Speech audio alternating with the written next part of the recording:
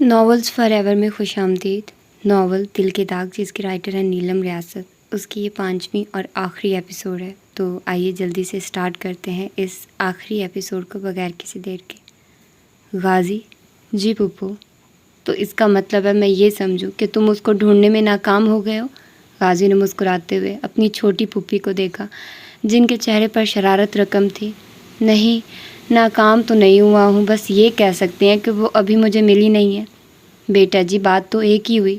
ایک ہی نہیں ہے نا؟ ویسے آپ میرے ساتھ ہیں یا میرے دشمنوں کے ساتھ؟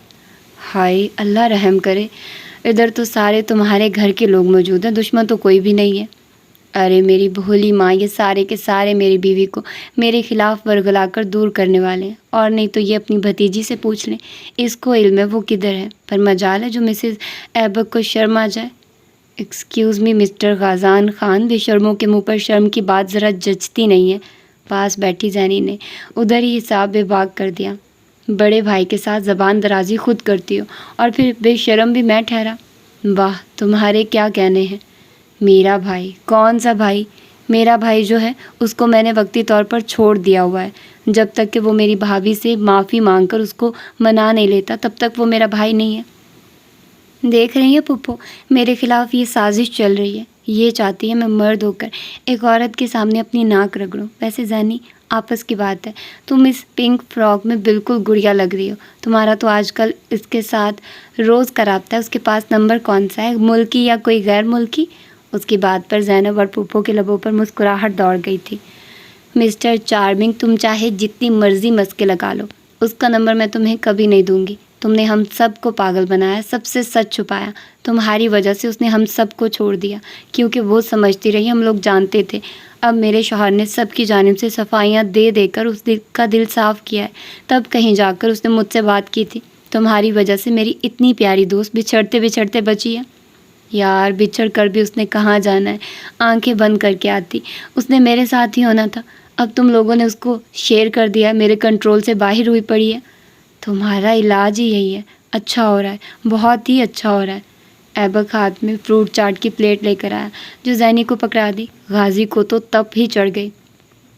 9 ماہ ہوئے ہیں تمہاری شادی کو اور تم نے اپنی بیوی کو کھانے کھلا کھلا کر موٹا کپا بنا دیا ہوا ہے۔ کچھ اس کا قد ویسے ہی چھوٹا ہے، ورک آؤٹ کرتے بھی میں نے اس کو ایک دفعہ نہیں دیکھا، پوری گیند بنی ہوئی ہے۔ زینی مزے سے چمچ بھر کر منہ میں رکھتے ہوئے بولی، اے اجنبی انسان، ہمارے گھر کے معاملات میں دخل دینے سے گریز کرو، اور خبردار جو میرے شوہر کو انڈر پریشر کرنے کی کوشش کی، ویسے بھی لمبا ہو کر میری عقل تمہاری طرح گھٹنوں میں ہی جانی تھی۔ زینی، تم نے مجھ سے پٹنا ہے؟ ہاتھ بھی لگا کر دیکھو، تمہاری بیوی میرے شوہر کی بہن ہے، ہم اپنی لڑکی واپس بلوا لیں گے۔ بی بی جی، لڑکی میرے حوالے کرو گے تو واپس کروں گا نا۔ اوہ، میں بھول گئی، وہ تو خود ہی تمہارے ساتھ رہنا نہیں چاہتی۔ اس کی تو ایسی کی تیسی، پھر تم اپنے سالے کے سامنے اس کی بہن کو ایسے بول رہے ہو؟ ایبک، کیا تم میرے سالے ہو؟ جی سر۔ سر کس کو بول رہے ہو نامعقول؟ آپ کو سر، اور سر میری مسز بالکل بھی موٹی نہیں ہے، وہ دراصل آپ ماموں بننے والے ہیں۔ زینب نے اپنا سر پیٹ لیا، پھپھو ہنس ہنس کر دوری ہو رہی تھی، جبکہ غازان سوالیہ نظروں سے کبھی زینب کو دیکھتا کبھی پھپھو کو۔ کیا یہ سچ کہہ رہا ہے؟ تو اور کیا جھوٹ کہے گا؟ کیا تم پہلے سے نہیں جانتے ہو؟ پھپھو کے کہنے پر اس نے منہ بنایا۔ بس دیکھ لیں میری کیا حیثیت ہے، اکلوتا ماما ہوں اور مجھے ہی کسی نے نہیں بتایا۔ اس نے اپنی جگہ سے اٹھ کر ایبک کو گلے لگا کر مبارکباد دی تو وہ معصومیت سے بولا، سر اب تو چند دن ہی رہ گئے ہیں، پھر اپنے بھانجے کو لائیو پکڑ کر ہی مبارکباد دے دیجیے گا۔ وہ خوشی سے سر ہلاتے بولا، یہ بھی کر لیں گے یار، بھانجے کو آنے تو دو ذرا۔ آگے بڑھ کر بہن کی پیشانی چوم کر دعا دی۔ زینب کی آنکھیں بھر آ گئی۔ میرا بیٹا سب سے پہلے اپنی اکلوتی مامی کو دیکھنا چاہتا ہے، لہٰذا ان کو ڈھونڈ کر لائیے۔ یہ تم سے تمہارے بیٹے نے کہا ہے؟ کوئی شک ہے؟ نہیں بھائی، آخر تمہارا بیٹا ہے، کچھ بھی کہہ اور کر سکتا ہے۔ نہیں جی بالکل، اور اگر یاد آ جائے کہ ہم لوگ سدرا باجی کی شادی پر موجود ہیں تو کیا خیال ہے چل کر اسٹیج پر ان کو شادی کا تحفہ ہی دے آئیں، یا پھر کھانا کھانے آئے تھے؟ اس نے وہیں بیٹھے بیٹھے نظر اٹھا کر اسٹیج کی جانب دیکھا جہاں سدرا اپنے شوہر کے ساتھ بیٹھی ہوئی تھی۔ ارد گرد اس کے بہن بھائی، امی ابو اور سسرالی موجود تھے۔ فوٹوگرافر شوٹ لینے میں مصروف تھے۔ सिद्रा को इसका तोहफा मैंने पहले ही दे दिया है। पुप्पी को इस शादी पर राज़ी करके मज़ीद की गुंजाइश नहीं है। क्यों पुप्पू? उसने दिलकशी से मुस्कुराते हुए अपने साथ बैठी छोटी पुप्पो का हाथ थामा। ये बात सच है, गाजी बीच में नहीं आता तो नौशाबा आपा ने कभी भी सिद्रा की शादी उसके कोलीग से नहीं करनी थी। हालांकि माजी में बरादरी की शादियों के हमने इतने बड़े भुगतान भुगते हुए हैं, पर आपा की सुई आज के दौर में भी उधर ही फंसी हुई है। बेटी की शादी भतीजे से ही करना चाहती थी, चाहे बाद में दोनों ही सारी उम्र एक दूसरे से भागते रहते। बच्चों की शादियां उनकी रज़ा से ही करनी चाहिए। मेरे गाजी को तो इतनी प्यारी बीवी मिली हुई है। साले को देखकर जो पहली सोच मेरे दिमाग में आई थी, अल्लाह ने वही सच कर दी। गाजी, तुम इस रिश्ते से राज़ी तो हो ना? जवाब गाजी के बजाय रहमत बीबी की जानिब से आया था, जो अभी आकर उन लोगों के मेज़ पर बैठी थी। भला अब इस सवाल की क्या तुक बनती है? अगर ये खुश नहीं था तो निकाह ही ना करता। पहले ही उसने मेरी बेटी को इतना तंग किया है, अब मज़ीद कोई गलत बात बर्दाश्त नहीं करूँगी। मर्द का फ़र्ज़ है औरत को मोहब्बत, इज़्ज़त, तहफ़्फ़ुज़ देना। अगर ये सब नहीं कर सकता तो इसको छोड़ दे, मैं इसके लिए कोई काबिल लड़का ढूंढ लूँगी। गाजी संजीदगी से सर झुकाकर खामोश बैठा रहा, जबकि रहमत बीबी की अपनी बेटी बोली, अम्मा, ये जानते हुए भी कि वो आपके दुश्मन की बेटी है, आप उसको गाजी पर अहमियत दे रही हैं? उस बेचारी ने कौन सा माँ या बाप के साथ ज़िंदगी गुजारी है? मेरे लिए वो मेरे वलीउल्लाह की बेटी है। अगर गाजी आज हमारे साथ ज़िंदा सलामत बैठा हुआ है तो ये वलीउल्लाह शहीद की वजह से है, वरना जिस किस्म की गाजी की सोच हो गई थी, हमारा ख़ानदान आज कहीं पर भी ना होता। उस अल्लाह की नेक रूह ने ना जाने कितने डूबते हुए को तैरना सिखाया। उसकी नेकी का बदला मैं तो कभी भी इस सूरत में ना दूंगी कि जिस बच्ची को वो सबसे ज़्यादा चाहता था मैं उसे किसी किस्म की अजियत दूँ। साले मेरी बहू है, इसको वही इज़्ज़त व मकाम मिलेगा जो उसका हक़ है। क्यों गाजी, क्या तुम्हें मेरी किसी बात से इख्तलाफ है? गाजी ने कानों को हाथ लगाए। मेरी भला इतनी जुर्रत? साथ ही जैनी से मुखातिब हुआ, मिसिज एबक, ज़रा अपना फ़ोन तो दो, सब मौजूद है, एक यादगार सी सेल्फ़ी हो जाए। तुम्हारे फ़ोन का रिज़ल्ट सबसे अच्छा है। ज़ैनब ने बैग में से फ़ोन निकालकर उसके हवाले किया। स्क्रीन ऑन करने के बाद कैमरा खोला, 2-4 ग्रुप सेल्फियाँ लेकर फ़ोन ज़ैनब को वापस कर दिया। अपनी घड़ी के जानिब एक नज़र डालकर बोला, अच्छा जी, मुझे इजाज़त, शाम को या फिर कल घर पर मुलाकात होगी, अल्लाह हाफिज़। वो चला गया, पर ऐबक ज़ैनब की जानिब देखकर मुसलसल मुस्कुरा रहा था। ज़ैनब ने नोट करने के बाद वजह पूछी तो ऐबक ने मुस्कुराते हुए कहा, घर जाकर बताऊंगा, क्योंकि अब वो ज़ैनब को बताता कि तुम्हारा भाई सेल्फ़ी लेने के बहाने तुम्हारा फ़ोन लेकर बदले में कोई और फ़ोन दे गया है, जबकि बहुत जल्द ज़ैनब को खुद ही पता लग जाना था ये उसका फ़ोन नहीं है। काशिफ, तुम घर गए हुए थे? जी सर। तुम्हारे वालिदैन खैरियत से थे? जी सर, सब खैर है, नई जगह पर वो अच्छे सेट हो गए। मेरी वालदा कह रही थी 1-2 रिश्ता करवाने वालों से राब्ता किया है, बहनों की शादी जल्द कर देना चाहती हैं, और मुझे दोबारा से अपनी टांगों पर चलता देखकर उनको यकीन नहीं आया था। आप लोगों को बहुत दुआ देते हैं। उनकी मेहरबानी है। तो मुझे ये बताओ आगे क्या करना है? सर, मैं आपके साथ ही रहना चाहता हूँ, मुझे कहीं और नहीं जाना है। यहाँ हर वक्त जान हथेली पर रख कर चलना पड़ता है सिकंदर, ये काम आसान नहीं है। मैं देख चुका हूँ सर, मुझे कबूल है।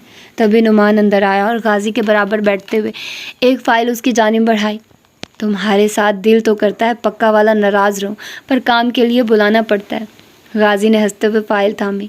दांत मत निकालो, इंतहाई फजूल लग रहे हो। कमीने, मेरे सामने कैसे ड्रामा करता रहा। बहन होगी तेरी, मेरी तो नहीं है। मुझे तभी समझ जाना चाहिए था, इतना बड़ा एक्टर हमारे घर में है। मुझे इल्म है तुम्हें गुस्सा मेरे पर नहीं अपने आप पर है कि क्यों ना तुम मेरा झूठ पकड़ सके। बेटा, रिश्ते में हम तुम्हारे बाप होते हैं। नुमान ने कुशन उठाकर उसको मारना शुरू कर दिया, जो फुल मूड में हंसे जा रहा था। सर, मैं आजकल एक बात पर गौर कर रहा हूँ। गाड़ी गांव से दूर खड़ी करके खेतों की पगडंडियों से होते हुए उस वक्त वो दोनों लंबी लंबी घास में से पैदल चलते हुए जा रहे थे। घर नज़दीक आ गए थे। किस बात पर? देखिए, वहाँ पर मैं अकेला तो नहीं था। कहाँ पर? उधर ही रहील के घर पर। आओ, अच्छा, तुम्हारी ससुराल? फॉर गॉड सेक सर, वो मेरी ससुराल हरगिज़ भी नहीं है। पर यार, तुमने उनकी लड़की से शादी की है। शादी नहीं, निकाह किया है, वो भी अगर आप मेरी पूरी बात सुन ले तो मैं अर्ज़ कर रहा था। आगे खामोशी छा गई। थोड़े वक्फे के बाद बोला, उधर मामला क्या है? मामला बड़ा सीधा है। चौधरी अनायत ने 15 साल पहले, जब उसके छोटे छोटे बच्चे थे, اور وہ خود شہر میں نوکری کرتا تھا، تب ان نے اپنی 25 ایکڑ زمین اپنے چچا کے بیٹے کو ٹھیکے پر دی ہوئی تھی، جو پہلے ٹھیکہ دیتا رہا ہے۔ اس کے ساتھ مخلص بھی تھا، مگر جب اس کے 4 بیٹے جوان ہوئے تو انہوں نے ٹھیکہ دینا بند کیا۔ جب عنایت نے اپنی زمین واپس مانگی، انہوں نے کہا زمین کے مالک تم نہیں ہم ہیں، جعلی کاغذات تک لا کر دکھا دیے۔ اب عنایت نے اپنے اصلی کاغذات دکھا کر وکیل سے مشورہ کر کے ان لوگوں پر کیس کر دیا تھا۔ اس کے بعد انہوں نے اس کو دھمکی دی ہے، کیس واپس لے کر زمین ہمیشہ کے لیے ہمارے نام لکھ دو، ورنہ اپنی بیٹی کی عزت بھول جاؤ۔ 1 ہفتے کا نوٹس دیا ہے، اگر ان کی بات نہ مانی گئی تو وہ اس کی بیٹی کو اٹھا کر لے جائیں گے۔ عنایت کے بیٹے ابھی چھوٹے ہیں، بیٹیاں بڑی ہیں۔ وہ شریف آدمی نوکری سے ریٹائرڈ ہوا تو یہ تسلی تھی، زمین اپنی ہے، گزارا ہو جائے گا۔ زمین تو جا ہی رہی تھی، اب عزت سنبھالنی بھی مشکل ہو گئی ہے۔ دوسری پارٹی اپنے آپ کو بہت بڑا بدماش گردانتی ہے، ہمیں بس ان کی پہلوانی دیکھ کر آنی ہے اور اوقات یاد کروانی ہے، کیا ہڈیاں وغیرہ سینکنی ہیں۔ فی الحال ٹریلر دکھا کر سمجھانا ہے، اگر بات دماغ میں نہ بیٹھی تو پھر جو بھی کرنا ہوا کریں گے۔ یعنی بڑا مزہ آنے والا ہے۔ ہاں کہہ سکتے ہو۔ مطلوبہ مقام پر پہنچ کر 2 نقابپوش لوگوں نے دیوار پھلانگ کر انٹری ماری۔ مختلف کمروں میں سوئے ہوئے 5 افراد کی تصدیق کرنے کے بعد ان کو ایک کمرے میں جمع کیا۔ 2 نوجوانوں نے سرہانے رکھا اسلحہ نکالنا چاہا، مگر وہاں پرزا کھلا ملا، جس نے آگے سے گالیاں دینی شروع کی۔ 2 الٹے ہاتھ کے لپڑ اس کی بولتی بند کروا گئے۔ وہ لوگ جتنے بھی ہوشیار بنتے یا خود کو سمجھتے، ٹرینڈ لوگوں کی پھرتی اور مہارت تو نہیں رکھتے تھے۔ غازی اپنا کام کر چکا تو ولی اللہ نے بولنا شروع کیا۔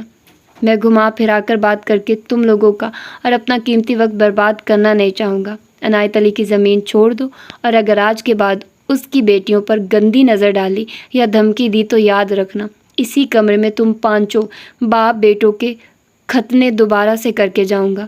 اس کے بعد کسی عورت سے تو دور، خود اپنے آپ سے نظر ملاتے شرماؤ گے۔ اور یہ بھی مت بھولنا، بیٹیاں تمہارے گھر پر بھی موجود ہیں۔ 10 منٹ کے اندر وہ لوگ وہاں سے نکل آئے تھے۔ گاڑی کے قریب آ کر ولی اللہ نے ٹارچ آن کر کے کھیت پر ڈالی اور اگلے ہی پل خوشی کا اظہار کیا۔ غازی یار، ہم تو خربوزوں کے پاس سے گزر رہے ہیں، تبھی میں کہوں اتنی پیاری خوشبو کہاں سے آ رہی ہے۔ ساتھ ہی انہوں نے اپنی ٹانگ پر بندھا چاقو کھول کر ایک خربوزہ بیل سے کاٹ کر ہاتھ میں پکڑ لیا۔ سر، آپ کا اور کھانے پینے کا کوئی بڑا ہی گہرا تعلق ہے۔ مجھے آج تک یاد نہیں پڑتا کہ ہم کہیں گئے ہوں اور آگے کھانے والی کوئی چیز نہ ملی ہو۔ یہ اللہ کی طرف سے اشارہ ملتا ہے کہ ہم نے اچھا کام کیا ہے۔ باقی باتیں چھوڑو، بس یہ کھا کر دیکھو ذرا تو دانت میٹھے ہیں۔ انہوں نے ایک پیس کاٹ کر اس کی طرف بڑھایا۔ آپ ہر دفعہ اپنے غلط کام میں زبردستی مجھے گھسیٹتے ہیں۔ خربوزے والا تو یہی سمجھے گا میں نے شوق سے یہاں ہاتھ صاف کیے ہیں۔ یار، ایک تو تم آف ڈیوٹی نہیں ہوتے۔ اچھا، وہ جاتے ہوئے کیا بات کر رہے تھے؟ دونوں گاڑی میں بیٹھ گئے۔ حسب معمول ڈرائیونگ پر غازی ہی تھا۔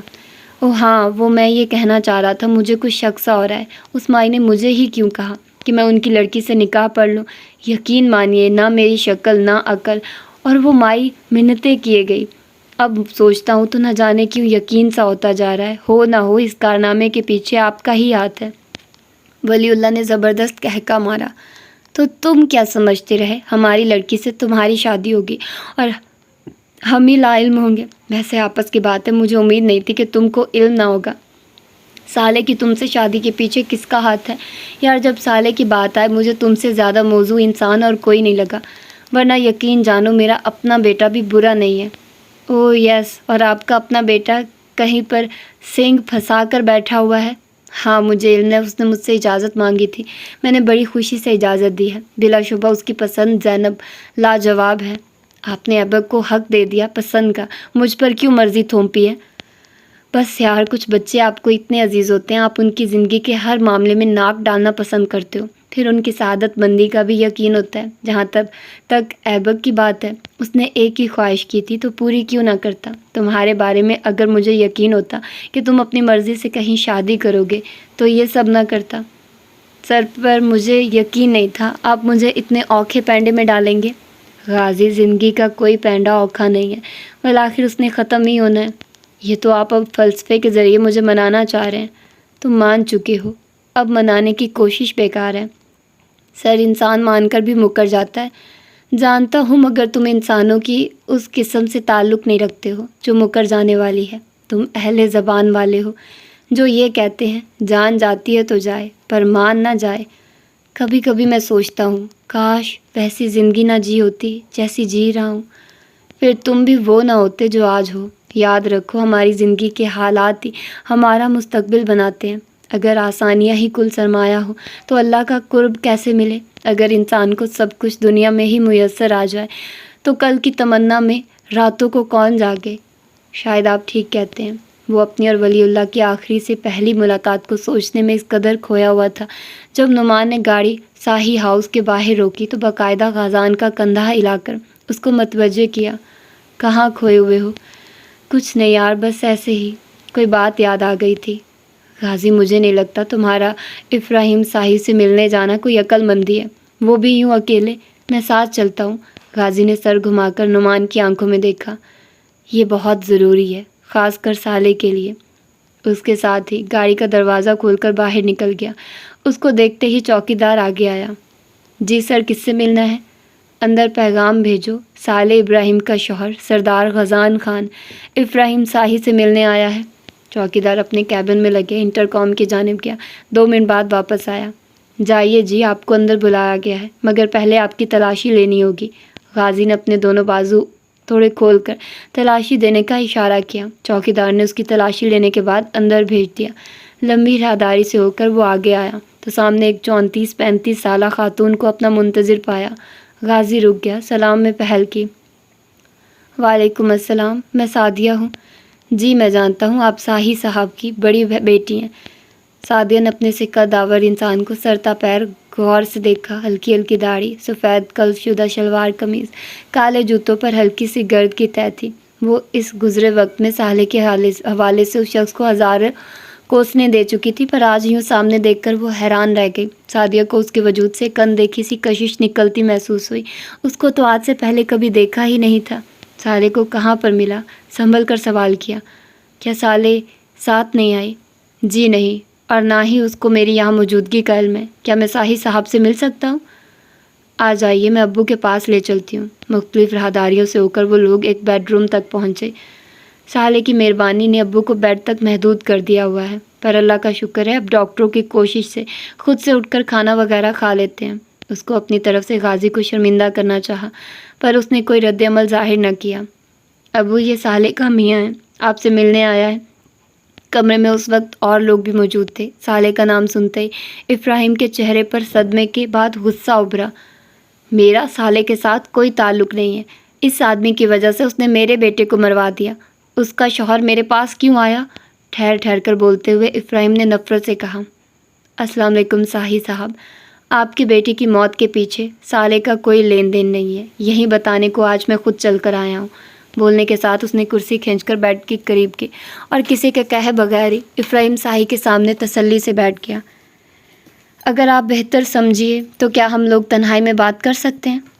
تم تنہائی مانگ رہے ہو؟ شکر کرو میرے گھر پر آنے کے بعد ابھی بھی زندہ بیٹھے ہو۔ جو کہنا ہے سب کے سامنے بولو اور جاؤ یہاں سے، اس سے پہلے کہ میرے آدمی تمہیں اللہ کے پاس بھیجیں۔ وہ ابراہیم کی بات پر یوں ہنسا جیسے بچے نے لطیفہ سنایا۔ جیسے آپ کی مرضی شاہی صاحب، تو پھر غور سے سنیے۔ میرا نام سردار غازان خان ہے۔ میں سردار احمد یار خان کا بیٹا ہوں، اسی احمد یار کا جس کو آپ نے اپنے بھائی کے کہنے پر قتل کروایا تھا۔ نہ صرف میرے والد کو بلکہ میرے چچا اور دادا کو بھی گولیاں ماری گئی۔ یاد آ گیا ہے؟ آپ کے چہرے کا اڑتا ہوا رنگ اس بات کی گواہی ہے کہ آپ کی یادداشت اچھی ہے۔ غور سے دیکھ لیں، میں سردار خاندان کا خون ہوں، جس خاندان کے سبھی مرد آج سے 15 سال پہلے آپ نے دن دہاڑے مروا دیے۔ میں وہ بچہ ہوں جس کے بے قصور باپ کو اس سے چھین لیا گیا، اور چھیننے والے آپ تھے۔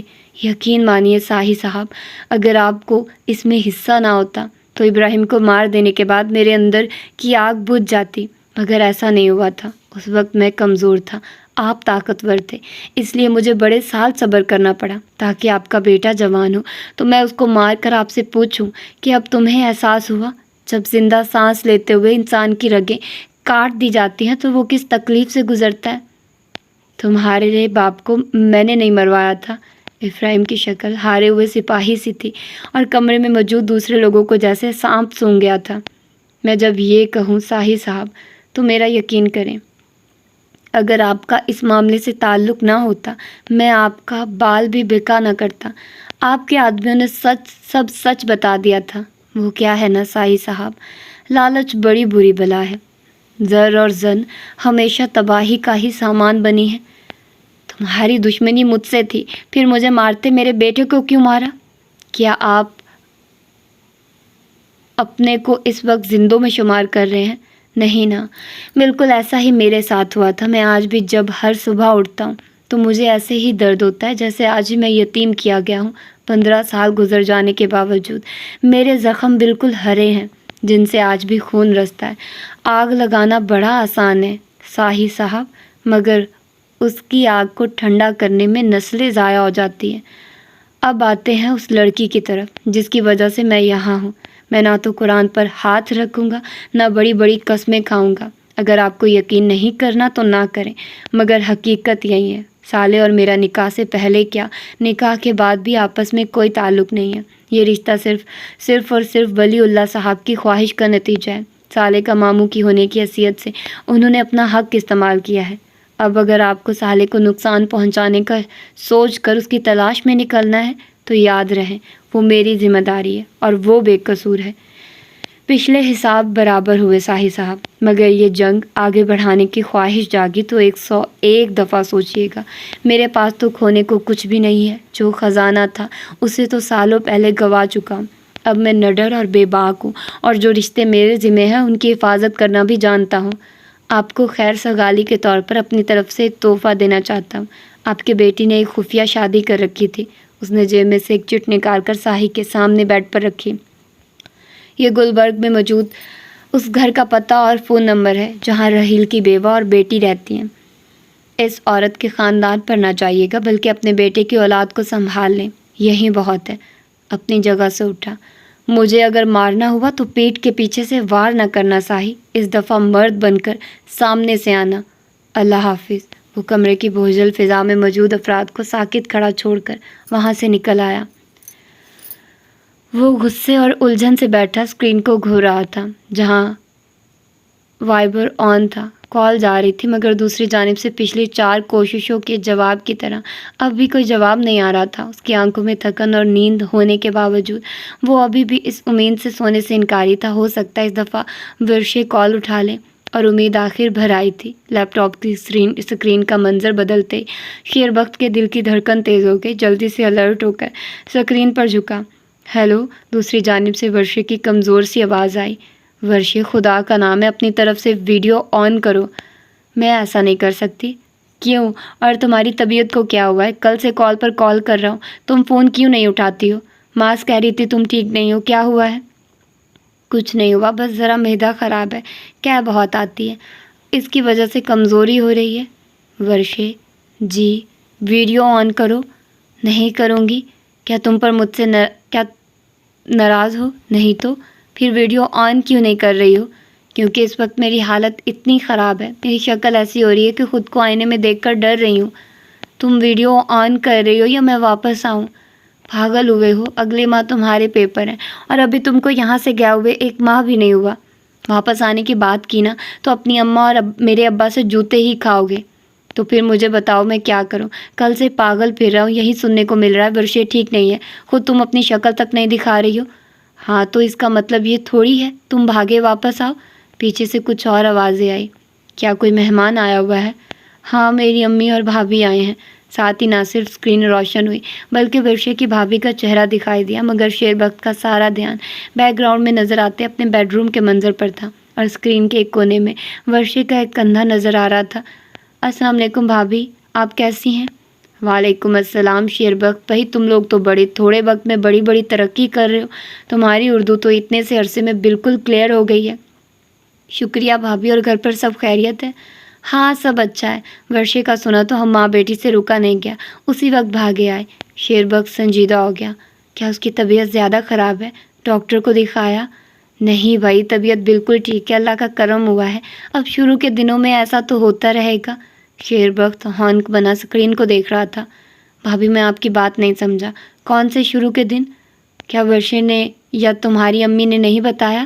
اس سے پہلے شیر بخت کچھ کہتا ورشے کی دھیمی سی آواز آئی۔ بھابھی اس کو علم نہیں ہے۔ ہاں لو، جس کو سب سے پہلے بتانا چاہیے تھا وہی اب تک لا علم ہے، اور باقی سارے پاکستان کو پتہ چل گیا ہوا ہے۔ شیربخت مبارک ہو، اللہ نے تمہارے گھر خوشی کا سامان کیا ہے۔ ایک تو تھکاوٹ، دوسری نیند، تیسرے ورشے کا اجتناب، اوپر سے بھابھی کی پہیلیاں بجھوانا، سب اس کے سر پر سے گزر گیا۔ اس کے چہرے کے تاثرات دیکھ کر دوسری طرف بھابھی اور ورشے کی ہنسی گونج گئی، ساتھ ہی کال آف ہو گئی۔ ایک لمحے کو تو شیربخت کا جی چاہا لیپ ٹاپ اٹھا کر سامنے دیوار پر مارے، پڑھائی پر 2 حرف بھیج کر واپس چلا جائے۔ ابھی سوچ ہی رہا تھا جب میسیج ملا۔ زیادہ غصہ کرنے کی ضرورت نہیں ہے، میں بالکل بھی تمہیں نظر انداز نہیں کر رہی ہوں، بلکہ آج کل تمہیں بہت زیادہ سوچتی ہوں، اور آنے والی زندگی کے ہر پل تمہیں نہیں سوچ سکوں گی، کیونکہ کسی کی نیپی بدلنی ہوگی، فیڈر بنا بنا کر دینا ہوگا، تمہارے ساتھ ساتھ تمہارے بچے کے بھی نخرے دیکھنے پڑیں گے۔ شیربخت نے سوچا بچے کا ذکر کہاں سے آ گیا۔ اس نے ٹائپ کرنا شروع کیا، اگر چاہتی ہو کہ میں پرسکون ہو کر 2 گھنٹے کی نیند لے سکوں تو پلیز اپنی شکل دکھا دو، مجھے فکر ہو رہی ہے، اور یہ بچے کا ذکر یہاں پر کیا معنی رکھتا ہے۔ کچھ سوچ کر ورشے نے دوبارہ کال ملائی۔ اس کو سامنے دیکھ کر شیربخت کی جیسے جان میں جان آئی، جذبات کی زیادتی سے آنکھوں میں آنسو آ گئے، ورشے کی جان پر بن آئے۔ کیا اتنی بری لگ رہی ہوں؟ دیکھتے ہی رونے بیٹھ گئے۔ آستین سے چہرہ رگڑتے ہوئے اس نے نفی میں سر ہلایا۔ تو پھر ورشے، مجھے تم سے محبت ہو گئی ہے، بڑی شدید والی۔ تمہیں دیکھے بغیر، تم سے بات کیے بغیر ایک دن تک گزارنا دشوار ہو جاتا ہے۔ اگر تم ابھی کال نہ کرتی تو صبح میں نے گھر کے دروازے پر ملنا تھا۔ جانتے ہو ایسے ڈائیلاگز فلموں میں ہیرو مارتے ہیں۔ میں فلمیں نہیں دیکھتا ہوں، میں تو صرف وہ بتا رہا ہوں جو محسوس کرتا ہوں۔ اور سنو، پیٹ خراب ہونے کی دوا میں لکھ دیتا ہوں، کل اسٹور پر کسی کو بھیج کر منگوا لینا۔ بخت، مانتی ہوں میڈیکل اسٹور پر جاب کرنے سے خود کو ڈاکٹر سمجھنے لگ گئے ہو۔ میں نے اپنے میسیج میں تمہیں کچھ بتانے کی کوشش کی ہے، تمہیں سمجھ کیوں نہیں آئی؟ ورشی کا چہرہ لال ٹماٹر ہو رہا تھا اور بے بسی سی بے بسی۔ کیا لکھا تھا؟ میں نے زیادہ غور سے نہیں پڑھا، پھر بتا دو۔ اس طرح نہیں بتا سکتی ہوں، تم ماں سے پوچھ لینا۔ یہ کیا بات ہوئی؟ اچھا میں سونے لگی ہوں، تم بھی سو جاؤ، کتنے تھکے ہوئے لگ رہے ہو۔ کیا تم نے کھانا کھایا ہے؟ بخت نے جمائے لیتے ہوئے اس بات میں سر ہلایا۔ ابھی مت جاؤ، تھوڑی دیر اور رک جاؤ، ورشی ہنستے ہوئے بولی۔ تم ایسے بولتے ہو جیسے میں تمہارے پاس سے اٹھ کر کہیں جا رہی ہوں۔ مجھے ایسا ہی محسوس ہوتا ہے۔ پیپروں کی تیاری کیسی ہے؟ مت ذکر کرو نا، بڑھاپے میں پڑھائی عذاب بنی ہوئی ہے، اوپر سے ایبک نے رکھوا بھی سائنس دی ہے، پیریوڈک ٹیبل یاد کیا ہے، اب ایلیمنٹس کے ماس اور اٹامک نمبر یاد کرنے ہیں۔ سر کہہ رہا تھا ان کے بغیر اگلی کلاسوں میں دال گلنی مشکل ہوگی، بیٹا ابھی سے رٹ لو۔ بتاتے ہوئے وہ اپنی آنکھوں کو انگلیوں سے مسل رہا تھا۔ بخت، تم بہت اچھے باپ ہوگے۔ وہ چونک کر سیدھا ہوا۔ یہ باپ بچے کا ذکر آج 2 بار آیا ہے، پہلے ایسا کبھی نہیں ہوا، کیونکہ پہلے کوئی بچہ آنے والا نہیں تھا۔ کیا اب ہمارا بچہ آ رہا ہے؟ شکر ہے، ورنہ مجھے ایسا لگ رہا تھا تمہیں اتنی سی بات سمجھانے کے لیے ریاضی کی کتاب کھولنی پڑے گی۔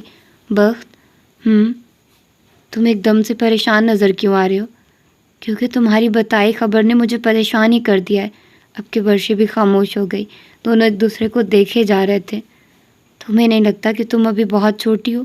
میں تم سے 2 سال بڑی ہوں بخت۔ دیکھو میرے پاس نہ ابھی نوکری ہے نہ کوئی تعلیم ہے، پارٹ ٹائم کام کر کے ہاسٹل کا خرچ چلاتا ہوں۔ تمہارا خرچ تمہارے ابا اٹھا رہے ہیں، میرا خیال ہے عقل مندی یہی ہے ہم ابھی بچے کے چکر میں نہ ہی پڑیں۔ بخت، مجھے تمہاری بات سے اتفاق نہیں ہے۔ آنسو ورشے کا چہرہ بھگونے لگے۔ ورشے، تم ماں جیسے رول کے لیے ابھی چھوٹی ہو، پڑھ رہی ہو، کل کو تعلیم مکمل کرو گی، ہو سکتا ہے کوئی بڑی اچھی نوکری مل جائے، نوکری کرنے کے بعد تمہارا اس پینڈو سے شوہر سے دل بھر جائے یا اکتا جائے تو اس بچے کا کیا بنے گا؟ تم سمجھتے ہو میں تمہیں چھوڑ دوں گی؟ ورشے، مجھے غلط نہ سمجھو، مگر میرے میں کوئی ایسی بات بھی تو نہیں ہے جو تمہیں ساری عمر کے لیے میرے ساتھ باندھے رکھے، اس لیے کل تم ماس کے ساتھ شہر آ جاؤ، میں کسی ڈاکٹر کے پاس لے جاؤں گا۔ ڈاکٹر کے پاس کس مقصد کے لیے لے جاؤ گے؟ تم جب سمجھ گئی ہو تو کیوں میرے سے وہ الفاظ کہلوانا چاہ رہی ہو؟ میں تمہارے منہ سے سن کر یقین کرنا چاہتی ہوں کہ واقعی تم یہ چاہ رہے ہو کہ میں اپنے اندر پیدا ہونے والی زندگی کو ختم کر دوں۔ بخت نے لب کاٹتے ہوئے چہرہ جھکا لیا تاکہ ورشے اس کے آنسو نہ دیکھ سکے۔ تم نے کہا تمہیں مجھ سے محبت ہو گئی ہے، میں نے تمہارے لفظوں پر یقین کر لیا، پر یہ کیسی محبت ہے بخت جس میں تمہیں میرا اعتبار ہی نہیں ہے؟ چلو آج شادی کے اتنی ماہ بعد ہی تمہارے منہ سے آخر کار سچ سن ہی لیا۔ تمہیں مجھ پر لگنے والے الزام سچ ہی لگتے ہوں گے، تبھی آج اتنی بڑی بات کہہ دی۔ خدا کا نام ہے میری بات کا الٹ مطلب مت نکالو۔ میں کتنی پاگل ہوں، میں ایک ایک پل تمہیں سوچتی ہوں۔ کمرے کی الماری میں تمہارے وہ کپڑے پڑے ہوئے ہیں جو تم جانے سے پہلے اتار کر گئے تھے۔ میں نے اس شرٹ کو دھویا نہیں ہے کیونکہ اس میں سے تمہارے جسم کی خوشبو آتی ہے۔ تمہاری وہ گل بدن اتنا گن ڈالتی ہے، پھر بھی اس کو نہیں بیچا کیونکہ وہ تمہاری لاڈلی ہے۔ مجھے تم اتنے پیارے لگتے ہو۔ تمہاری ماں تمہیں گالیاں دے رہی ہوتی ہے، تم سر جھکا کر سن لیتے ہو۔ میں دل ہی دل میں سوچتی ہوں اگر وقت ایسا ہے تو اس کا بیٹا بھی اسی کی طرح کا ہوگا، کیونکہ بیٹے اپنے باپ پر ہی جاتے ہیں۔ نہیں جاتے ہیں، پلیز کہو، ضروری نہیں ہے۔ جیسا باپ نے کیا ہو بیٹا بھی ویسا ہی کرے تو شاید میں بچ جاؤں۔ تم جو سوچ رہی ہو، اللہ کی قسم میرے دل میں ایسی کوئی بات نہیں ہے۔ مجھے اپنے سے زیادہ تمہارا یقین ہے، پر مجھے حالات کا یقین نہیں ہے۔ میں تمہارے سامنے ہوں ورشے، میرا باپ وجود سے انکاری ہے۔ بخت، تم اب مزید ایک لفظ نہیں بولو گے اور میری بات کان کھول کر سن لو۔ تمہارے اندر لاتعداد خوبیاں ہیں، اور اگر نہ بھی ہوتی تب بھی میں تمہیں کبھی نہ چھوڑتی۔ مجھے تو تم سے محبت ہے۔ بخت، پلیز ایسی خوف زدہ باتیں آئندہ مت کرنا۔ جو تمہارے ماں باپ کے درمیان ہوا اس کی سزا تم اپنے بچے کو کیوں دینا چاہتے ہو؟ میں تمہاری کوئی ایسی ویسی بات نہیں مان رہی ہوں، خاص طور پر جب مجھے علم ہے دل سے تم خود بھی ایسا کچھ نہیں چاہتے۔ میں اس وقت صرف تمہیں دعا دے سکتا ہوں ورشے، کہ اللہ کرے تمہارے سارے خواب سچ ثابت ہو۔ میری زندگی میں ہمیشہ تم میرے ساتھ رہو۔ جتنی خوبصورت تم اس وقت لگ رہی ہو، کاش میں تمہارے پاس ہوتا تو عملی طور پر تعریف کر کے بتاتا۔ شیر وقت کی بات پر ورشے کے چہرے پر خوف کی پرچھائیوں میں سے مسکراہٹ یوں نکلی جیسے کالی رات میں بادلوں کا سینہ چیر کر چاند نکلتا ہو۔ ورشے، نئی صبح مبارک ہو۔ بخت، میری نئی صبح تم ہو، اور میں چاہتی ہوں اس صبح کی کبھی شام نہ آئے۔ تم اس ہفتے چھٹی پر چاہے ایک دن کے لیے ہی، پر گھر کا چکر لگا کر جاؤ، کیونکہ تمہاری باتوں نے مجھے ڈرا دیا ہے۔ ورشے جی، میں جب تک یہ امتحان نہ دے لوں گھر کا چکر نہیں لگاؤں گا۔ تم تو مجھے فیل کرنے کے تمام سامان سے لیس ہو۔ تمہیں دیکھوں گا یا کتابیں؟ ابھی سو جاؤ، 1 بج گیا ہے۔ تم بھی۔ اللہ حافظ میرے وقت کے روشن ستارے۔ شیر وقت نے مسکراتے ہوئے ورشے کے چہرے کا اسکرین شاٹ لیا۔ کال بند ہوگی، اس نے اسکرین شاٹ کھولا اور اس کے دیکھتے دیکھتے نیند کی وادی میں اتر گیا۔ میں سوچ بھی نہیں سکتی تھی تم کبھی مجھے دھوکہ دو گے۔ دھوکہ میں نے نہیں، غازی بھائی نے دیا ہے۔ تمہارا فون وہ لے کر گئے ہیں۔ ہاں تو تم نے جب دیکھ لیا تھا تو مجھے بتا نہیں سکتے تھے؟ میرا دل نہیں مانا۔ میں چاہتا ہوں غازی بھائی اب سالے بہن کو منا کر لے آئیں۔ ہاں ہاں، تمہارے غازی بھائی کے جانے کی دیر ہے۔ سالے تو جیسے اس کے انتظار میں بیٹھی ہوئی ہے نا، اس کا نام تک سننا پسند نہیں کرتی ہے۔ یہ تو اچھی علامت ہے۔ ایبک، تمہاری ساری ڈکشنری ہی الٹی ہے۔ میں کہہ رہی ہوں وہ غازی کا نام تک سننا پسند نہیں کرتی، اور تم کہہ رہے ہو یہ اچھی علامت ہے۔ بھائی، غیروں سے کون ناراض ہوتا ہے؟ جہاں تعلق ہو وہیں ناراضگی دکھائی جاتی ہے۔ تم شادی کے بعد سے کچھ زیادہ ہی سیانے نہیں ہو گئے ہو۔ میں شادی سے پہلے بھی سیانہ ہی تھا، بس میڈم نے کبھی غور نہیں کیا۔ کون سی میڈم نے؟ میڈم زوجہ نے۔ اچھا، اگر تم اپنے بھائی بھابھی کی فکر سے چند پل کو آزاد ہو تو ذرا مجھے بتا دو، بیبی روم میں رنگ کون سا کرنا ہے؟ ایبک، میرا خیال تھا ہم نے بلو رنگ پر اتفاق کیا ہے۔ یار، بلو رنگ لڑکوں والا ہے۔ سینم میں برداشت کا مادہ آج کل بالکل صفر چل رہا تھا، بحث ہی نہیں۔ کمرہ بھی چھوڑ گئی۔ ایبک پیچھے پیچھے آیا، وہ اپنے بیڈ روم کی طرف جا رہی تھی۔ اچھا، اب ناراض تو نہ ہو، بلو رنگ ہی کر دیتا ہوں۔ نہیں، تم بلو چھوڑو، کرو جو بھی پنک، ہرا جام نہیں کرنا ہے۔ مگر میں نے ابھی یہ فیصلہ کیا، میں دادوں کی طرف جا رہی ہوں اور ڈیلیوری کے 2 ماہ بعد گھر واپس آؤں گی، کیونکہ یہ سارا وقت میں تمہیں برداشت نہیں کر سکتی۔ میں یاد کروا دوں، تم پچھلے 9 ماہ سے یہ اعلان 101 دفعہ کر چکی ہو، پر گئی نہیں۔ اب میری بات لکھ کر رکھ لو، پکا جا رہی ہوں۔ مگر آج کل کسی بھی دن تمہیں اسپتال جانا پڑ سکتا ہے، اور گاؤں میں ڈاکٹر سفیان کے علاوہ کوئی ڈاکٹر موجود نہیں ہے۔ ذرا سوچو، اگر خون کی ضرورت پڑی یا خدا نخواستہ سیزیرین کرنا پڑ گیا تو پھر؟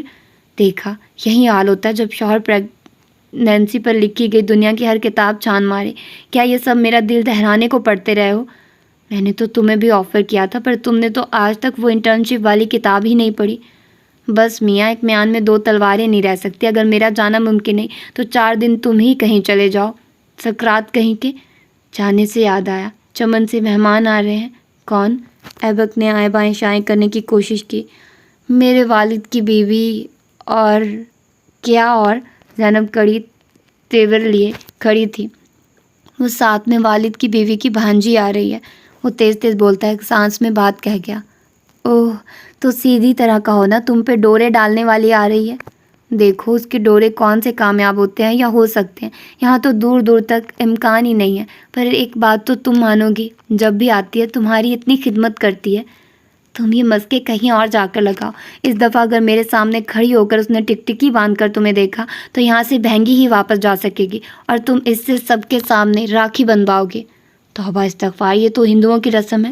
اچھا تو پھر تم نکاح پڑھوا لینا، یہ تو مسلمانوں کی ہی رسم ہے نا۔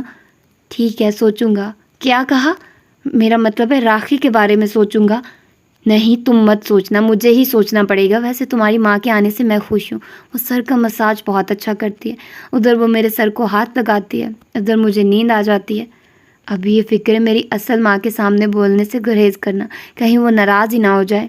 ارے کیا بات کر رہے ہو، بینگ ینگ ایسی نہیں ہے، وہ تو خود رکاشا کو بول کر ان سے اپنے سر کا مساج کرواتی ہیں۔ ویسے بھی آپس کی بات ہے، تمہارا ابا بھی اتنا ہینڈسم بھی نہیں کہ بڑھاپے میں آ کر عورتیں ان کے لیے ایک دوسرے سے لڑیں۔ عورتوں کا کوئی اعتبار نہیں ہوتا، ایک سبزی والے سے ریٹ کرتے ہوئے اتنا لڑ کر آ جاتی ہیں، یہ تو پھر ایک آدمی کی بات ہے۔ اچھا، کیا اب ہم ایک نئی فضول سی بحث میں لڑنے بیٹھیں گے؟ بالکل بھی نہیں، بس یہ بتا دو رنگ کون سا کرنا ہے تاکہ میں ابھی جا کر لے آؤں اور کل تک کمرہ تیار ہو جائے گا۔ ایبک، تمہیں آخر نیلے رنگ سے کیا مسئلہ ہے؟ سینی، یہ لڑکوں والا رنگ ہے، تو کیا تم لڑکے کے کمرے میں پنک رنگ کرنا چاہتے ہو؟ لڑکی بھی تو ہو سکتی ہے، ایبک کے لہجے میں امید تھی۔ لوگ بیٹے مانگتے ہیں، تمہیں آخر بیٹی کا اتنا شوق کیوں ہے؟ ایبک نے محبت بھری نظروں سے زینی کو دیکھا۔ کیا بتا دوں؟ ہاں جی، احسان کرے کنیز پر۔ وہ اصل میں جس طرح سے میں نے بابا کو زرمینے پھپھو کے لیے دکھی دیکھا ہے، اس کے بعد جیسے وہ سالے کی فکر کیا کرتے تھے، جب سالے یا زرمینے کے بارے میں بات بھی کرتے تو ان کے چہرے پر ایک روشنی آ جاتی، آنکھوں کی چمک بڑھ جاتی۔ اس کے بعد میں نے غازی بھائی کو دیکھا ہے، جیسے وہ تمہارا خیال کرتے ہیں، جس طرح انہوں نے تمہاری تعلیم و تربیت کی ہے۔ ان دو لوگوں کو دیکھ کر میں جوان ہوا ہوں، دونوں کا میری شخصیت پر گہرا اثر ہے۔ جیسے یہ دونوں عورت کی عزت کرتے تھے، مجھے یہ احساس بڑی شدت سے ہوتا، ہو نہ ہو عورت اللہ کی کوئی بڑی ہی خاص مخلوق ہے، یا پھر بیٹیاں اور بہنیں اللہ کا کوئی انعام ہے جو انسان کو معتبر کرتی ہیں، آپ کا دل گداز کرتی ہیں۔ اس لیے میرا جی چاہتا ہے میری بھی بیٹی ہو، جس کی تربیت کر کے میں دنیا کے سامنے فخر سے سر اونچا کر کے بولوں، یہ میری بیٹی ہے۔ جیسے غازی بھائی کو تم پر فخر ہے، جیسے بابا کو سالے پر تھا۔ زینی نے اس کو دیکھا جو بیڈ سائڈ سٹول پر بیٹھ کر بڑے جذب سے بول رہا تھا۔ وہ چلتی ہوئی اس کے قریب آئی، پیشانی پر رکھے سلکی بال ایک ہاتھ سے اوپر اٹھائے، اس کی ہلکی سی بڑی شیو کو ہاتھ سے محسوس کرتے ہوئے اپنی پیشانی اس کے ماتھے پر رکھی۔ تم اپنے بیٹے کی بھی تو ایسی تربیت کر سکتے ہو، وہ بھی اپنی بیوی کی اتنی ہی عزت کرے، اتنا ہی خیال کرے جیسے تم میرا خیال کرتے ہو۔ اس دفعہ تو پکا ہے، بیٹی نہیں آ رہی، ہو سکتا ہے مستقبل میں اللہ تمہاری خواہش پوری کر دے۔ وابستہ رہے شجر سے، امیدیں باہر رکھ۔ زینی نے سر واپس اوپر اٹھایا اور الماری کی جانب بڑھ گئی۔ ایبک کے لبوں پر مسکراہٹ تھی۔ تو کیا میں اس کا نام اپنی مرضی سے رکھ سکتا ہوں؟ کس کا؟ بیٹے کا، اور کس کا؟ ہاں کیوں نہیں؟ وہ الماری میں سے اپنے کپڑے نکال رہی تھی۔ اگر ولی بلا لوں تو کوئی اعتراض تو نہ ہوگا؟ میں پاگل ہوں کیا؟ تمہارا جو چاہے بلانا، میں تو اس کو پاک چائنا ماڈل ویدلو کہوں گی۔ ایبک کا کہکا بے ساختہ تھا۔ باہر پنجرے میں بیٹھے میٹھو نے زینی کے آخری فکرے کی گردان شروع کر دی تھی۔ پاک چائنا ماڈل ویدلو،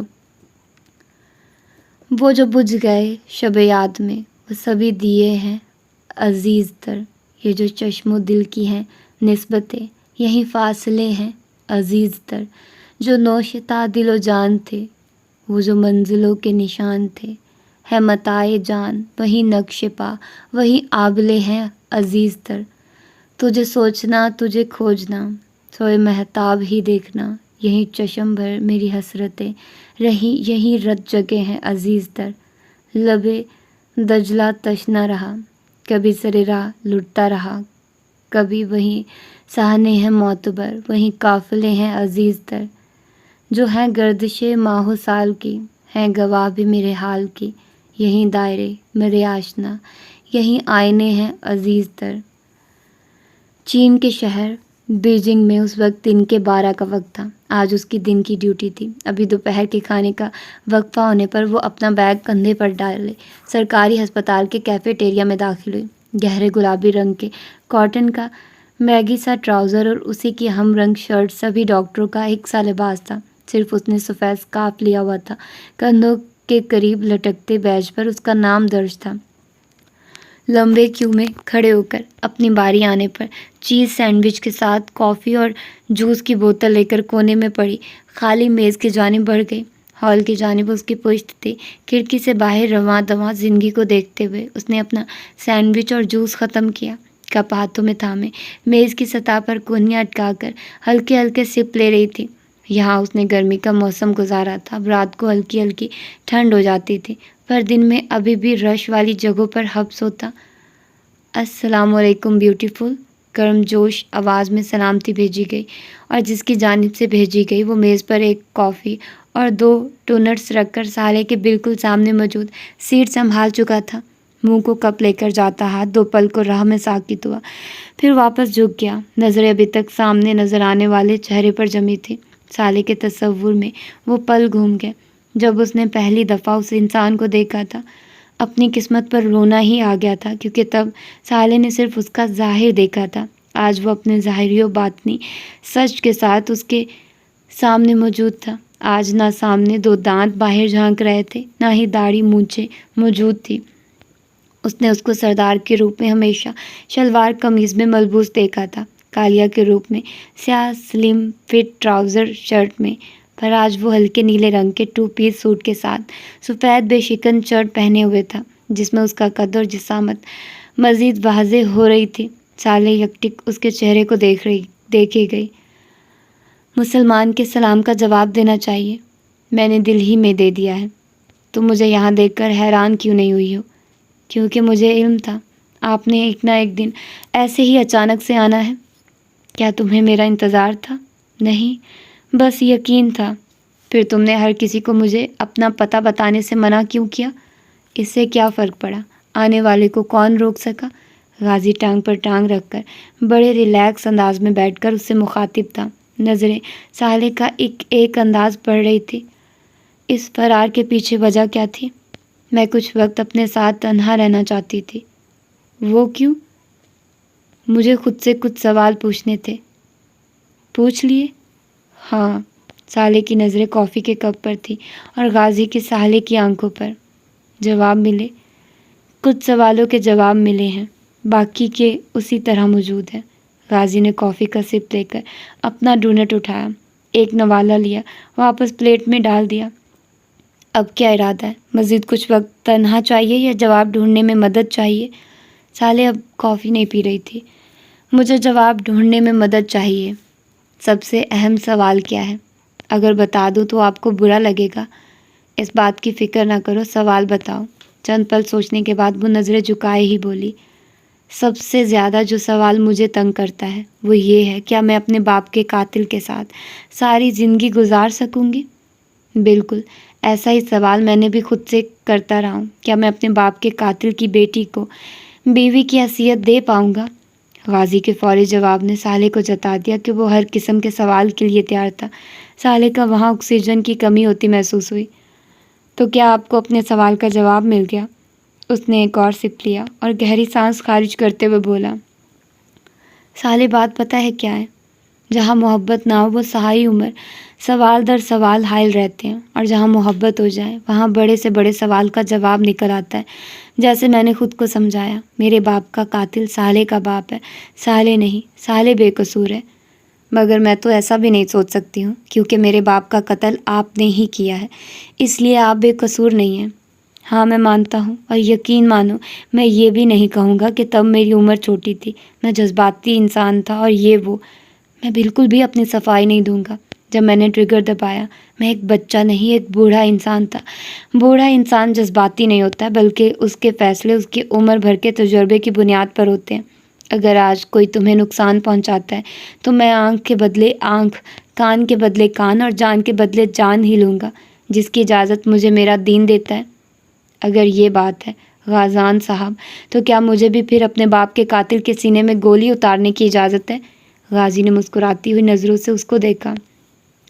میں اس وقت بالکل نہتا ہوں اور تمہارے ہاتھ بالکل نہیں رکوں گا، جیسے جی چاہو بدلا لو، گولی مار کر یا دل توڑ کر۔ آپ کے اور میرے درمیان دل نہیں آ سکتا ہے؟ ہاں، میں بھی یہی سمجھتا تھا پر غلط سمجھتا رہا۔ تمہارے اور میرے درمیان دل آ سکتا نہیں بلکہ آ چکا ہے۔ اگر آپ کے اور میرے درمیان دل آ سکتا ہے تو ان دو لوگوں کو کیوں صرف اس لیے مار دیا گیا کہ ان کو ایک دوسرے سے محبت تھی؟ ان کے درمیان بھی تو دل ہی آ گیا ہوگا۔ غازی کی نظروں میں سر تاثر ابھرا۔ پہلی بات تو یہ سالے جو لوگ چلے گئے ہیں ان کا نامہ اعمال بند ہو چکا ہے۔ نہ جانے اللہ کو ان کا کون سا عمل پسند آ گیا ہو اور وہ جنت میں موج منا رہے ہوں۔ میرا نامہ اعمال ابھی جاری و ساری ہے۔ میرے منہ سے نکلنے والے الفاظ کسی کے لیے تکلیف کا باعث نہ بنے، میرے لیے ضروری ہوں گے، اور جو جا چکے ہیں میں ان کے کردار کا پوسٹ مارٹم نہیں کرنا چاہتا، مگر تم اپنے الفاظ پر غور ضرور کرو۔ تم میری محبت کو ایک تھرڈ کلاس معاشقے سے ملا رہی ہو، مرد اور عورت کے درمیان پروان چڑھنے والے فحش جذبات سے ملا رہی ہو۔ ہم لوگ فرشتے تو نہیں ہیں غزان صاحب، ہم بھی ایک مرد اور عورت ہی ہیں، پھر ہمارے جذبات کیوں فحش نہیں؟ غازی بڑی دیر اس کو سنجیدہ نظروں سے دیکھتا رہا، پھر سوٹ کی اندرونی جیب سے ایک پیپر نکال کر سالے کے سامنے میز پر ڈال دیا۔ یہ کھول کر دیکھ لو سالے، تمہارا میرا نکاح نامہ ہے، اور یہی سب سے بڑا فرق ہے۔ سالے نے اذیت سے پل کے پل آنکھیں موند دی۔ کامتی گرفت سے نکاح نامہ کھول کر دلہا کے نام اور سائن دیکھے۔ دلہے کے نام غازی احمد یار، البتہ سائن میں سردار غزان خان لکھا تھا۔ سالے کی آنکھوں کے سامنے دھند چھا گئی، جسے اس نے ہاتھ کی پشت کے ساتھ صاف کیا۔ آپ پہلے اس رشتے سے ہی انکاری تھے، تو پھر اچانک یہ تبدیلی کیوں؟ میں نے کسی کو زبان دی ہے، اس سے مکرنا میرے لیے موت کے برابر ہے۔ ایک وقت میں مجھے بھی تو زبان ہی دی تھی، پھر مجھے اکیلا کیوں چھوڑا؟ بھرائی ہوئی آنکھوں سے اس کی جانب دیکھتے ہوئے سالے نے ٹھہرے ہوئے لہجے میں پوچھا۔ غازی ان نظروں میں ڈوبا ابھرا، ہاتھ پیر مارنے کو ارد گرد دیکھا، پر سالے کی نظریں دماغ میں فریز ہو گئی تھیں۔ سالے، میں نے تمہیں اکیلا نہیں چھوڑا تھا، میں تو تمہارے پاس تھا، مگر رکھا تو خود سے دور ہی۔ غازی کے چہرے پر بڑی گہری سنجیدگی چھا گئی۔ اس نے سالے کی چیلنج کرتی نگاہوں میں بڑی گہرائی تک دیکھا۔ سالے، میرے دل پر بڑے داغ ہیں جن کو میں ہر روز دھوتا ہوں مگر دھلتے نہیں ہیں، جن کو مٹانے کی کوشش میں خود مٹ چکا ہوں مگر یہ داغ جاتے نہیں ہیں۔ میں یہیں اپنے دل کے داغ چھپانے کی کوشش میں تم سے دور رہا ہوں۔ میرے ساتھ کے بدلے میں تمہیں میرا ماضی ہی نظر انداز نہیں کرنا پڑے گا، بلکہ میرے حال کے ساتھ بھی سمجھوتا کرنا پڑے گا۔ میں ایک باغی انسان ہوں سالے، جس کو اس کے اپنوں کی محبت نے باندھ کر رکھا ہوا ہے۔ میں ایک وحشی جانور ہوں، میرے ساتھ زندگی گزارنا آسان نہیں ہوگا۔ ہو سکتا ہے میں مہینوں تمہیں اپنی شکل ہی نہ دکھاؤں۔ میں وہ 9 سے 5 تک نوکری کرنے والا بہترین شوہر کبھی نہیں بن سکوں گا، جس کے جاتے وقت تم یہ پوچھو، سنیے آج رات کو کیا بنانا ہے، اور وہ اپنی پسند بتا کر نکلے۔ واپسی پر بچوں کو اسکول سے لے کر آتا ہوا ہے۔ اس نکاح نامے پر ابھی تک تمہارے سائن ہونا باقی ہے، اور میں چاہتا ہوں تم اچھی طرح سوچ بچار کر کے فیصلہ کرو۔ فیصلہ کرنے سے پہلے اگر میں کوئی مطالبہ کرنا چاہوں تو تمہارا حق ہے، تم مطالبہ کرو۔ اگر میرے اختیار میں ہوا تو پورا کر دوں گا۔ اگر میں کہوں آپ اپنا کام چھوڑ دیں، سوچے بغیر ہی بتا سکتا ہوں یہ ناممکن ہے۔ اور کچھ؟ ولی ماموں کو کھونے کے بعد میں مزید کسی اور کو کھونا نہیں چاہتی ہوں۔ موت انسان کے اختیار کی بات ہوتی سالے، تو کوئی بھی نہ مرتا۔ ولی بھائی جیسا خوش نصیب میں نہیں ہوں، وہ تو اللہ کے نیک بندے تھے، اللہ نے ان کو شہادت کا مرتبہ دیا ہے۔ آپ کی زندگی میں ولی ماموں کی کیا جگہ ہے؟ وہ میرے استاد ہیں، رہنما ہیں، میرے محسن ہیں، بڑے بھائی ہیں، سسر ہیں۔ اینڈ والا حوالہ دیتے ہوئے غازی کے چہرے پر مسکراہٹ تھی۔ ان کے جانے کے بعد آپ لوگوں کی ٹیم کیسے چل رہی ہے؟ ٹیم میں اس وقت میں، نعمان اور کاشف ہی ہیں۔ نعمان بھائی نے بھی کیوں سد سے آگاہ نہ کیا؟ کیونکہ وہ خود بھی لا علم تھا۔ ایسا کیسے ہو سکتا ہے جبکہ وہ آپ کے ساتھ کام کرتا ہے، دن رات کا ساتھ ہو اور ایک دوسرے کے راز پتہ نہ ہو؟ یقین کر سکتی ہو تو کر لو، وہ ہمارے ساتھ کام نہیں کرتا بلکہ ہمارے ساتھ مل کر کام کرتا ہے، کیونکہ وہ ایک ایجنسی سے منسوب ہے اور ہم لوگ آزادانہ طور پر کام کرتے ہیں، مگر وہ ہماری ٹیم کا بھی اہم رکن ہے۔ جہاں ہم لوگوں کو قانون کی مدد درکار ہو وہ نعمان کر دیتا ہے۔ کیا آپ لوگ غیر قانونی اور برے کام کرتے ہیں؟ ہم اچھا کام برے طریقے سے کرتے ہیں۔ اس کا کیا مطلب ہوا؟ میں سوچ ہی رہا تھا کہ تم نے ابھی تک کسی بات کا مطلب کیوں نہیں پوچھا۔ اس کا مطلب یہ ہے صالح صاحبہ کہ اگر میرے کام کا ثبوت گواہوں سمیت پولیس کے ہاتھ لگ جائے تو مجھے جیل لازمی ہوگی، پر میں کوئی برا کام نہیں کر رہا ہوں۔ میں کوئی ایسا کام نہیں کرتا ہوں جس سے ضمیر کی مار کھانی پڑے۔ اب تک کتنے لوگوں کی جان لی ہے؟ تم اس سوال کا جواب نہیں چاہتی ہو، آگے پوچھو۔ میں اس سوال کا جواب چاہتی ہوں۔ اگر بتا دوں گا تو راتوں کو سو نہیں پاؤ گی، مگر یہ یقین رکھو میں نے آج تک ناحق کسی کی جان نہیں لی۔ آپ یہ نہیں کہہ سکتے، کیونکہ جس کو بھی مارا ہو وہ کسی نہ کسی کی ماں، باپ، بہن، بھائی تو ہوگا ہی نا۔ آپ کی نظر میں میرے والد قصوروار تھے، مگر میں تو بے قصور تھی، جو آپ نے خود مانا ہے۔ تو پھر مجھے کیوں یتیم کیا؟ اگر تمہارے باپ کو تمہارا اتنا خیال تھا یا کسی بھی رشتے کا خیال تھا تو اس نے ایک غلط راستہ کیوں چنا؟ چلے، میرا باپ تو آپ کا دشمن تھا، کیا اپنی ماں کو مارنے پر بھی کبھی دکھ یا پچھتاوا نہیں ہوا؟ غازی نے گہرا سانس لیا۔ اگر احمد یار خان کے بیٹے سے پوچھو گی تو اس کا جواب ہے نہیں، نہ مجھے دکھ ہے نہ ہی پچھتاوا۔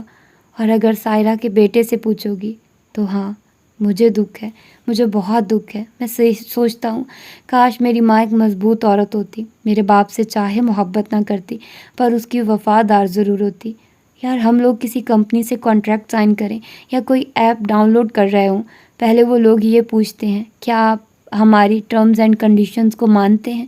گوگل اکاؤنٹ ہی بنانا ہو، وہ یہ اتنی لمبی لسٹ اپنی پالیسی کی دکھاتے ہیں اور پوچھتے ہیں کیا تم مانتے ہو کہ ہماری پالیسی کی خلاف ورزی نہیں کرو گے؟ اگر آپ ہاں میں جواب دو تب وہ آپ کا اکاؤنٹ پاس کرتے ہیں۔ تو یار کیا شادی کی کوئی پالیسی نہیں ہے؟ اگر اس رشتے کا احترام ہی نہیں کرنا تو شادی نہ کرو، خاص کر عورت کو کم از کم مخلص تو ہونا چاہیے۔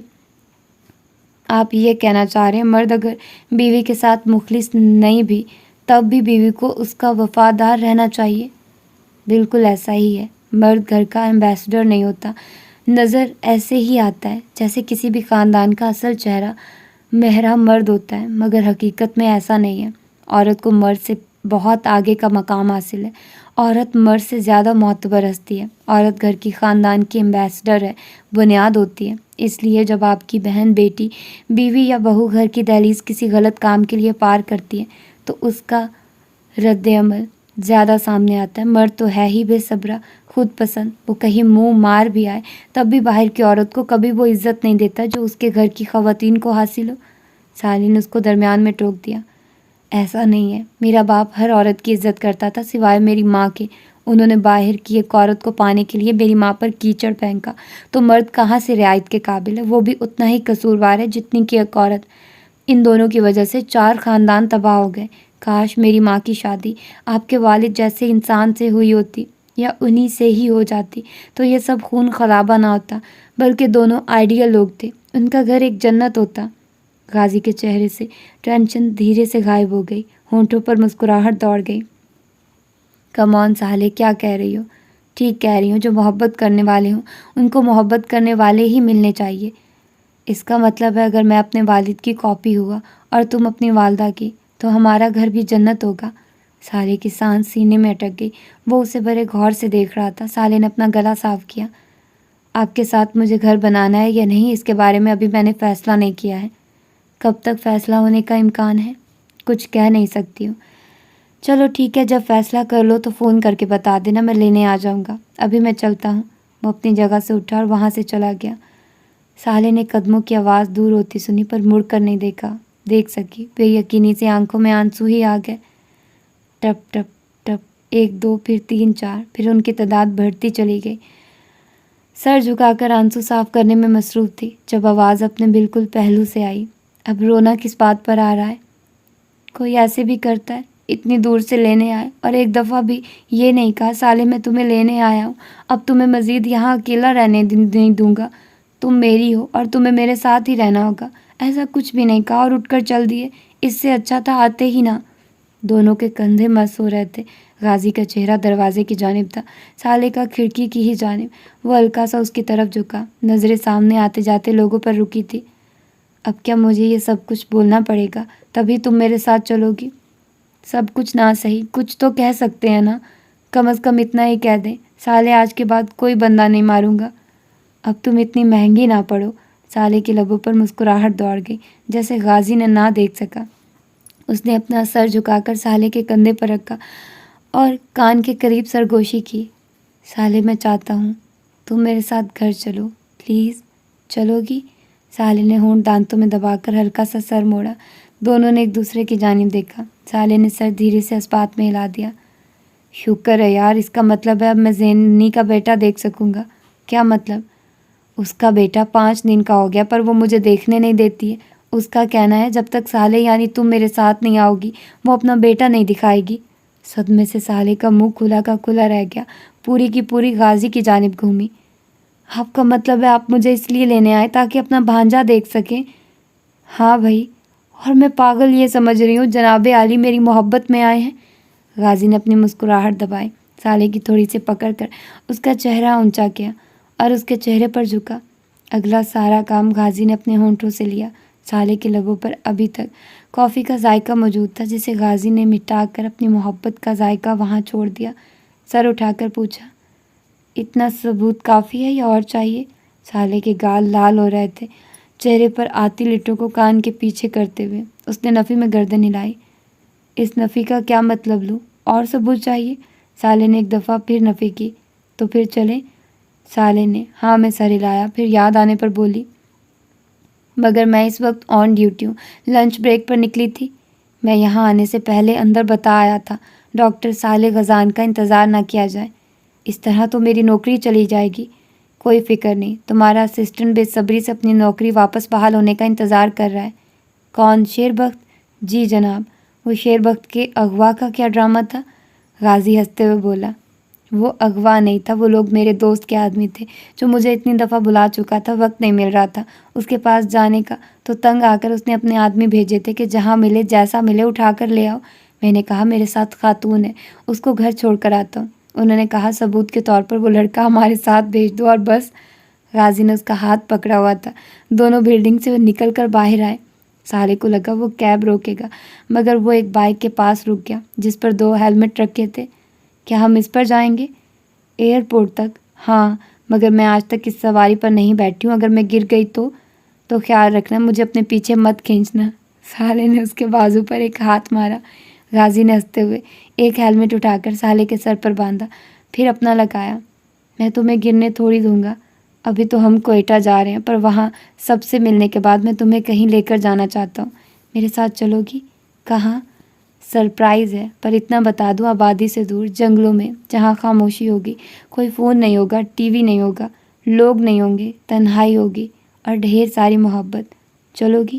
سالے اس کے دیکھنے کے انداز پر شرما رہی تھی، اس کے کندھے میں منہ چھپاتے ہوئے اس بات میں سر ہلایا۔ غازی کا کہکا بڑا جاندار تھا۔ اس نے سالے کی پیشانی چومی اور بائک پر بیٹھ کر کک ماری۔ دوسری کوشش پر بائک سٹارٹ ہو گئی۔ اس نے ریس دیکھ کر سالے کو پیچھے بیٹھنے کا اشارہ کیا۔ وہ ڈرتے ڈرتے بیٹھی۔ غازی نے اس کے بازو پکڑ کر اپنی کمر میں ڈال کر حکم دیا، ہم کافی سپیڈ سے جائیں گے، اس لیے گرفت مضبوط رکھنا۔ سالے نے سر ہلا دیا۔ غازی نے ایک دفعہ پھر ہلکی سی ریس دے کر بریک ہٹائی۔ بائک آگے بڑھتے ہی سالے نے اپنا سر غازی کے کندھے پر رکھ دیا۔ 2 سیکنڈ بعد وہ ہوا سے باتیں کرتا ہوا جا رہا تھا اور سالے اس کو مضبوطی سے تھامے آنکھیں موند کر اس کی خوشبو کو محسوس کر رہی تھی۔ زندگی انسان کو تب ہی مزہ دیتی ہے جب انسان اس زندگی کو مکمل اللہ پر خود سپردگی کے ساتھ گزارے۔ جو مل گیا اس پر شکر ہو، جو نہ ملے اس کا گلہ نہ رہے۔ ان دونوں کا ایک دوسرے کے بارے میں یقین تھا، دونوں ایک دوسرے کے دل کے داغوں سے واقف تھے، دونوں شکوہ نہیں شکر کرنے والے تھے۔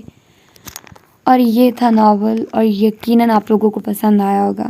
مجھے تو اچھا لگا اور میں نے اس ناول کو کمپلیٹ کر کے ہی اپلوڈ کیا، مطلب ابھی تک میں نے اس کے ایک بھی ایپیسوڈ اپلوڈ نہیں کیا، اور میں نے اتنی لمبی لمبی ایپیسوڈز آپ کو دی ہیں اور پھر بھی آپ لوگوں کو پسند نہیں آیا یہ ناول نا، تو پھر بس آپ لوگوں کا اللہ حافظ ہے۔ آپ لوگ ڈیزرو ہی نہیں کرتے کہ میں آپ لوگوں کو کوئی اچھا ناول پڑھ کر سناؤں۔ میں نے پورا ایک دن لگا دیا اس کو پڑھنے میں، اور اس کی 5 ایپیسوڈ 2 گھنٹے کی ایپیسوڈ میں نے دی، اور 5 دن میں نے آپ لوگوں کو یہ ناول کمپلیٹ کر کے دے دیا ہے، ٹھیک ہے۔ ہو سکتا ہے یہ 4 دن میں کمپلیٹ کر دوں، 4تھی ایپیسوڈ کے ساتھ ہی 5ویں ایپیسوڈ، کیونکہ یہ چھوٹی سی ہی بنی ہے، 1 گھنٹے کی ایپیسوڈ بنی ہے، تو اس کو 1 گھنٹے کی کر کے میں آپ لوگوں کو دے دوں گی۔ اس کے علاوہ بکس فار ایور پر بھی ناول اپلوڈ کیے جا رہے ہیں، مطلب ابھی ایک ہی ناول اپلوڈ کیا ہے، تو آپ جا کر وہاں سے سن سکتے ہیں۔ وہاں پر میں نے نمل ناول کو شفٹ کیا تھا، اور وہاں پر اب میں نے اور بھی ناول اپلوڈ کرنے ہیں۔ بس میں تھوڑا اس چینل پر ناول کو تھوڑا سیٹ کر رہی تھی کہ اچھا کچھ دنوں تک میں ادھر ناولز بہت سارے پرووائڈ کر سکوں، لیکن وہ بھی نہیں ہو پا رہا۔ مجھے ایک اچھا ناول پڑھنا تھا، اور آج میں نے پڑھا ہے، مجھے بہت مزہ آیا۔ یہ ناول بہت اچھا تھا، اور میں شروع سے ہی جانتی تھی کہ سردار غزان ہی غازی ہوگا، مجھے پکا ڈاؤٹ تھا، اور وہی نکلا۔ بہت ساری جگہوں پر میں تھوڑا بہت ڈاؤٹ ہے، لیکن خیر مطلب اس نے کیسے دونوں جگہوں پر اپنی حاضری دی تھی، ہر جگہ وہ ہوتا تھا، تو شاید وہ آگے پیچھے تھے، تھوڑے مسنگ تھے، کیا کہہ سکتے ہیں اس کو، تو کچھ نہ کچھ ضرور ہوا ہوگا۔ اور باقی بہت مزے کا ناول تھا، تھرو آؤٹ جرنی بہت مزے کی تھی، اور زینب کا کریکٹر اتنا مزے کا تھا، وہ تھرو آؤٹ بندی چل رہی ہے اور اتنی مست تھی، اور اس کے جو بھی اس کا جتنے بھی مطلب کہہ لینا کہ سین آتے تھے وہ سارے بہت مزے کے ہوتے تھے، وہ چل تھی، اور وہ اتنے مزے سے ڈائلاگ ڈلیور کرتی تھی، مطلب اس کے بہت مزے کے ڈائلاگس لگتے تھے، وہ جتنا بھی بولتی تھی بہت اچھا ہوتا تھا، اور وہ ایک سنسیئر بندی تھی، اچھی تھی، اس کا کریکٹر بہت زبردست تھا۔ اور ولی اللہ کا مجھے بہت دکھ ہوا، بہت ہی زیادہ دکھ ہوا۔ باقی یار کچھ لوگ، سارے فساد کی جو جڑ ہے وہ سائرہ تھی، سائرہ عورت، اس عورت نے پورے خاندان، سچ میں اتنے خاندان تباہ کر دیے، اور ظاہر سی بات ہے ابراہیم بھی تھا، بٹ زیادہ دخل جو تھا وہ سائرہ کا تھا۔ اگر سائرہ اپنے قدم روک لیتی تو میرا نہیں خیال ہے کہ وہ اس کو فورس کر پاتا یا وہ اس کو کرتا، اسی نے اس کو طلاق دلوائی، جس سے وہ اس کی بیوی مر گئی، وہ بیچاری بچی یتیم ہوئی، اور پھر اس کا وہ کیا کہتے ہیں کہ اس کے ساتھ ان دونوں کا بغیر نکاح کے رہنا، یار بہت بڑی بات تھی غزان کے لیے۔ اور پھر اس نے جس طرح سے ان دونوں کا قتل کیا، لڑکا شروع سے ہی بڑا وہ تھا، مطلب اتنا ہمت چاہیے ہوتی ہے، تو پھر بھی پتہ نہیں اس نے کیسے کر لیا۔ وہ ایک 14 سال کا بچہ ہی تھا نا، کون سا بڑا تھا، اس طرح کا دماغ، وہ بھی بہت اسٹرانگ مینٹل وہ چاہیے آپ لوگوں کو اس طرح کی کرتے ہوئے۔ تو خیر تھوڑا دکھی تھا، اچھا تھا، مزے کا تھا، مزہ آیا پڑھتے ہوئے مجھے، اور آپ لوگوں کو یقیناً سنتے ہوئے بھی آیا ہوگا۔ تو بتائیے گا، اپنا فیڈ بیک ضرور دیجیے گا۔ ملتے ہیں انشاءاللہ کسی اور اچھے سے ناول کے ساتھ۔ اپنا ڈھیر سارا خیال رکھیے گا۔ اللہ حافظ۔